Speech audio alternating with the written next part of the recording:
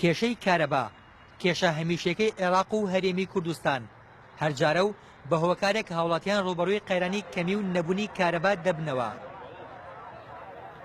ئێستا ئیداری شاری کەرکووک بەهۆی ئەوەی پارێکی زۆری ئەو کارەبایە قەرزدارە کە لە بازرگانێکەوە کڕێوێتی، بۆیە گەرتامانژی حوتی ئەمساڵ ئیداری کەرکووک قەرزی ئەو کارەبایە نەداتەوە، ئەوە جارێکی تر قەیرانی کارەبا ڕوو لە کەرکووک دەکاتەوە.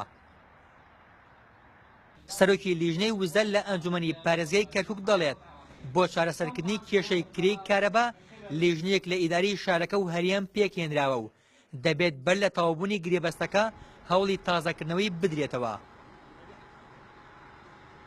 بودجەی پیترۆدۆلار ئەوە بۆ ماوەی چەند ساڵێکە چێنایەتە کەرکووک، بەڵکو ئەو بڕێی کە لای ماوەتەوەکو قەرز لای کەرکووکە ئێستا لەیەکی حوتی شاتەوە بێ لەگەڵ یا دانیشتنەکەین بۆی کە بگەینە سیغەیەک بۆ چارەسەرکردنی و کێشەیە و کارەبای کەرکووک بۆ شوەیەکی ئێستا هەیە بەردەوام بێ بۆ مانگەکانی داهاتوو.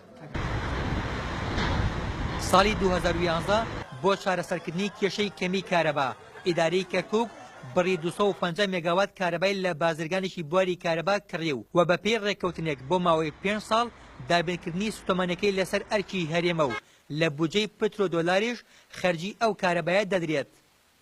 بەڵام لە ئێستادا بەهۆی پێنەدانی بودجەی پترۆدۆلار لەلایەن بەغداوە کەرکووک پارەی زیاتر لە ساڵێکی کارەباکەی هەرێم قەرزدارە کە نزیکەی 120 ملیار دینارە. فزرنا وزارة الكهرباء والتقينا مع السيد الوزير كهرباء والتقينا مع سەردانی وەزارەتی کارەبای عێراقمان کرد و چاومان با وەزیری کارەبا کەوت. لە ئێستادا هەوڵی جدیمان داوە بۆ دروستکردنی دوو وێستگەی نوێی کارەبا لە دووبەست کە توانای بەرهەمێنانی 320 میگاوات کارەبای هەیە. بحدود 160 ميجاوات أي بما معناه 320 ميجاوات المجموع الكلي. لە ئێستادا شاری کەرکووک خاوەنی 550 مێگاوات کارەبایە کە 300 مێگاواتی لە شارەکە بەرهەم دەهێنرێت و 250 مێگاواتی لە هەرێمی کوردستانەوە پێدەگات. بەڕێوەبەری کارەبای کەرکووکش ئاماژە بۆ دەکات بڕیارە بەغدا دوو وێستگەی بەرهەمهێنانی کارەبا لە دووبەست دروست بکات کە ئەو کات پێویستی بەکڕینی کارەبا نابێت، چونکە بۆ پێدانی 24 کاتژمێر کارەبا کەرکووک پێویستی بە 1000 مێگاوات کارەبایە. ئۆژین جۆڵە، NRT کەرکووک.